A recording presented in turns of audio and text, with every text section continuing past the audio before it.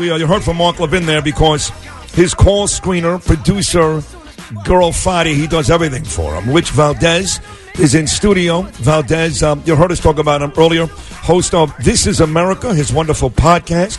He's also been a part of the Chris Christie administration. And, of course, again, now part of the Mark Levin show. But you may have seen his picture in the New York Post a couple days ago because he's one of 3 candidates now on the right that are going right after Cortez. And let me just say this. Bernie and I are all over Cortez all the time. He thinks she's cute. I don't, regardless. She's gaining too much power, way too much power. So believe me when I tell you, I applaud you for this. I want you guys to win. But as a friend, even though we just met for the first time, I'm imploring you, before you get humiliated in this race, to get out and change your mind. That's a possibility. I mean, so right now, right? Yeah. We got to keep it real, keep it gangster, right? So let us just start out from the beginning by saying you're a fellow Puerto Rican. Yeah, Wepa. Yes, I am. No doubt. Yeah. My parents are both born in Puerto Rico. I was born in Brooklyn. And back to you, Sid. Yeah. I'm sticking my little toe into the water right now. This is a big game. She's a major player in the fundraising arena. Policy chops, not so much, right? I think that's why people take her to task. But when it comes to raising money, she's no joke. She's been raising money for Ilhan Omar. And Ilhan Omar is now the #1 fundraiser in the United States House of Representatives. Wow. So to sit here, I can say she's a just soft emphasize target. my point when I say she's not some cute chick out of the Bronx and Queens. She's becoming way too powerful. Way too powerful. She's there's no an doubt incredibly about it. strong and formidable candidate in the fundraising arena. Yeah. Her fundraising capability goes well beyond her district. Of course, the votes don't go well beyond the district, so that's where it can become competitive. And of course, like I said, we haven't seen too much with her policy chops.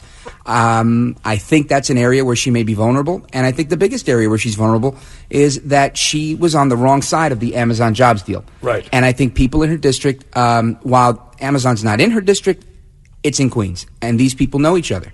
And it's not good for Queens. It's not good for their pocketbook. And that's a lot of the criticism is she ignores the district for big national issues, et cetera. But you mentioned Omar, speaking of national issues. Omar's latest tweet was that Jesus was a Palestinian. That's just as Ave. But so Alexandria Ocasio-Cortez. At last I heard he was a Jewish carpenter. But Exactly right. That's the right Jesus was a Jew. That's right. But anyway, AOC defends her and supports her and thinks that the state of Israel should be boycotted. It's racist, as Bernie Sanders said 2 days ago. Dispel the notion that Puerto Ricans hate Jews right now. Yeah, absolutely not. I grew up in a Jewish neighborhood, Thank you. Midwood, Ocean Thank Avenue, you. Avenue M. Look at that. My best Is friend growing that up, right? Ralph Schulberg. Right, that look was at my this. one best friend. I had another best friend who was half Egyptian, half Dominican. His name was Osama Marrero. So, You grew up in Ocean and M. I grew up on East 22nd and Quinn. All right, so right around How the do you corner. like Right that? around the corner. Homeboys. Yeah. Look Yeah, at my that. brother Joe's still on West 3rd and Kings Wait a Highway. second. You have a sister? I got a whole bunch of everything. I think I banged her. I'm the last debate. Oh, good Lord. Father, In forgive fact- him. Father, forgive him. You might have. Kings Highway, it was one night. It was a long night. Let me bring Don't back to the worry. Jewish roots. Oy vey. Maybe I do hate the Jews. You have a niece that is related. Oh, security.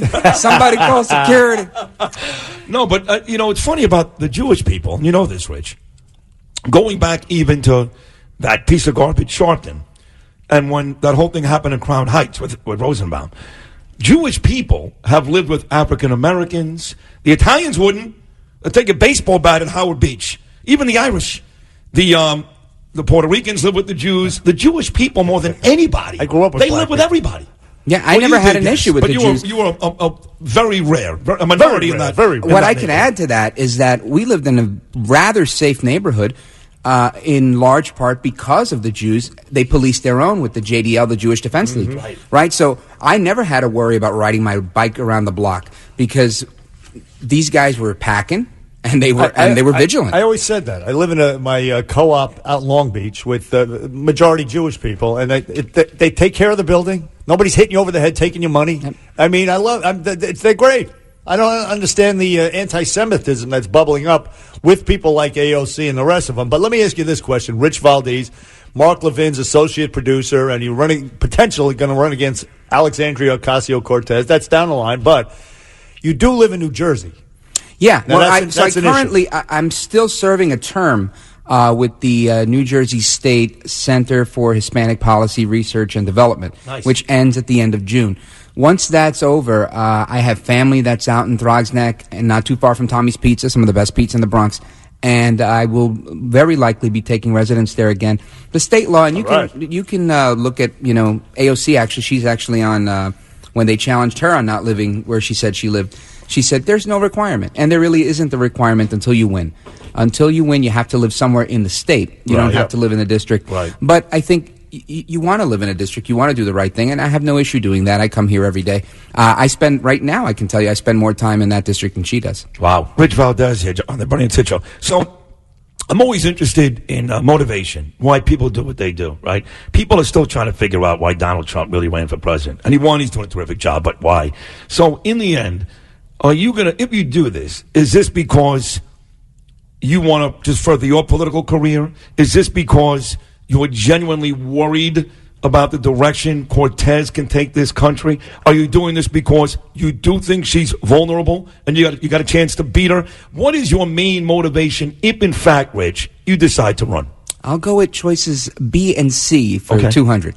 So here's how that goes, right? So do I think she's vulnerable? No, but I do think that the softest she'll ever be as a target is right now. She's a first-term congressperson. Okay, that's the main reason. Okay. She's moving very quickly onto the national stage.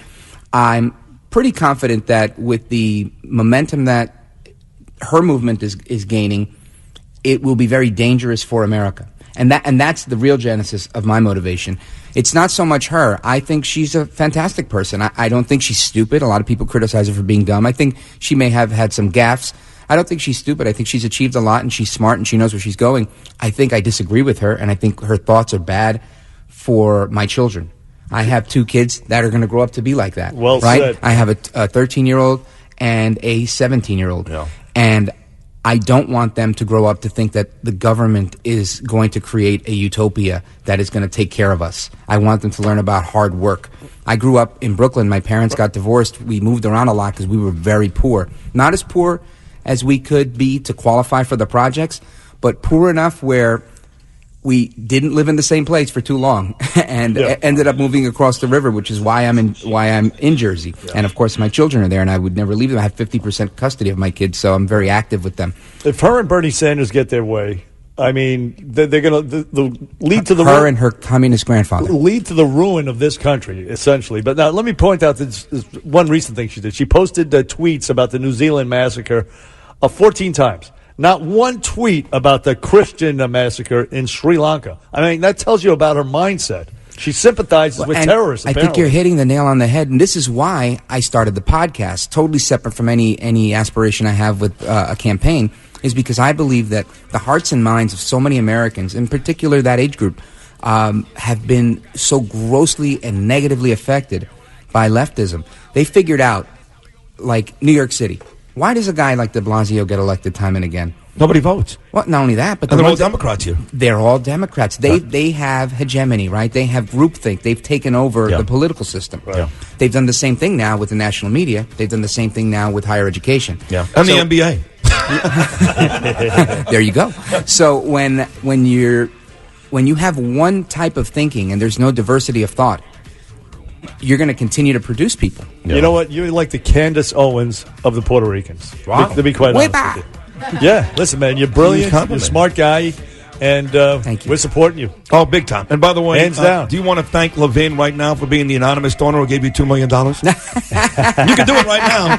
I know he's listening. The great one's listening. Yeah, what I will say is we do love Mark Levin. Obviously, he is the great one. And yeah, I feel slightly slighted, taken aback that he said you guys are his favorite bald guys. Wow. Oh, look at this head.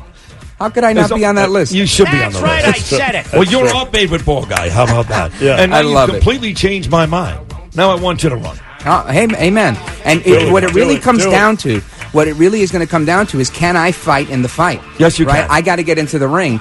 And the only way I get to that ring is with a very strong fundraising campaign. And by the way, they love identity politics and let's have a at Puerto it. Rican fighting a Puerto Rican. I mean, that's a fair fight. I grew up comiendo arroz y habichuela, and that's how we do. That's what I'm saying. Beautiful. Well, listen, it's great to meet you. I know you know Bernie for many, many years. Rich Valdes, folks, that's our choice. He's going to beat Cortez. He's going to beat her. And we're excited for you. We'll take a short break. More of Bernie and Sid on this NFL Draft Thursday, right after these words. And they love to get it in, get it on us all night long. They want me, you know I want you. I know you want me, you know I want you. I know you want me. Bernie and Sid in the morning, 77 WABC.